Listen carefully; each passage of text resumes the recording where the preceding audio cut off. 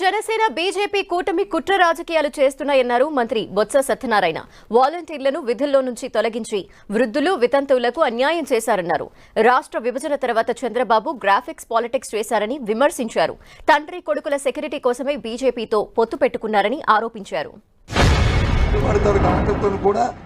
కుటీర రాజకీయాలు క్షుద్ర రాజకీయాలు చేస్తుంది తెలుగుదేశం పార్టీ, ఆ కూటమి. అవునా కదా? ఆ వస్తున్న ఆ పెన్షన్ 3,000 రూపాయల కోసము 1వ తారీఖు నాడు 2వ తారీఖు నాడు 3వ తారీఖు నాడు చూస్తున్న ఆ పేద ప్రజలకి ఏం సమాధానం చెప్తారు? రేపు ఏ రకంగా సమాధానం చెప్తారు? ధర్మానికి ఎడ్యుకేషన్ డిపార్ట్మెంట్ సంబంధించి డిఎస్సి ప్రకటించాం. దాని మీద పిటిషన్లు డిఎస్సి జరపడానికి వీల్లేదు. దాని మీద ఎలక్షన్ కమిషన్ వాళ్ళ ఎలక్షన్ కమిషన్ తప్పట్లే. వాళ్ళు ఎవరి కింద వాళ్ళ దృష్టికి వస్తే దాన్ని చేస్తారు. డిఎస్సి ఎప్పటి నుంచి విద్యార్థులు కోరుతున్నారు? ఎవరు? Unemployed youth. అప్పటి నుంచి అన్ని చేసి 6,100 పోస్టుల్ని మేము ప్రకటించాం.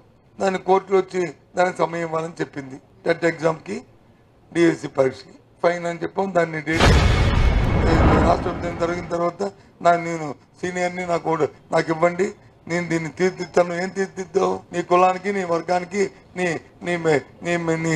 నీకు దాని నుంచి ఆదాయం పెంచుకోవడానికి అమరావతి అనే బూత్ని పెట్టి ఓ గ్రాఫిక్స్ పెట్టి 5 సంవత్సరాలు గడిపిస్తావు. ఎందుకు దత్తకట్టవలసి వచ్చింది? మరి రేపు ఉదయం మరి ఈ 3 పార్టీలు కలిసి స్టీల్ ప్లాంట్ గురించి ఏం చెప్తాయి? కూటమి ఏం చెప్తాయి చెప్పనండి. నేను డిమాండ్ చేస్తాను, వెంటనే ప్రకటన చేయాలి. వాళ్ళు ప్రచారాలు మొదలుపెట్టిన లోపలే కేంద్ర ప్రభుత్వం నుంచి భారతీయ జనతా పార్టీ ప్రకటన రావాలి అనేది మా డిమాండ్. నేను నిర్వహించుకుంటున్నామని. లేకపోతే విశాఖపట్నం ఉత్తరాంధ్ర ప్రాంతంలో అసలు ఈ కూటమి తిరగడానికి ఆస్కారం ఉండకూడదు. ఇవన్నీ కుటుంబం ఎందుకు చేయలేదో తెలుసా? ఆయనకి రక్షణ కోసం, వాళ్ళ కొడుకు రక్షణ కోసం. ప్రజల్లో చూస్తున్న తిరుగుబాటుకి, తిరస్కరణకి, అమ్మో ఏమైపోతానేటో ప్రజలతోని, ప్రజల ఆగ్రహానికి గురై ఏమవుతానేటని ఆయనకి ఆయన కొడుక్కి ఆ Z+ కేటగిరీ కోసం చేరే తప్ప రాష్ట్ర ప్రయోజనం కోసం, నీ కోసం, నా కోసం, పేదవాడి కోసం, వృద్ధుల కోసం, రైతు కోసం, రైతు కూలీ కోసం చేరలే. ఈ రాష్ట్రంలో మహిళల కోసం చేరలేదు.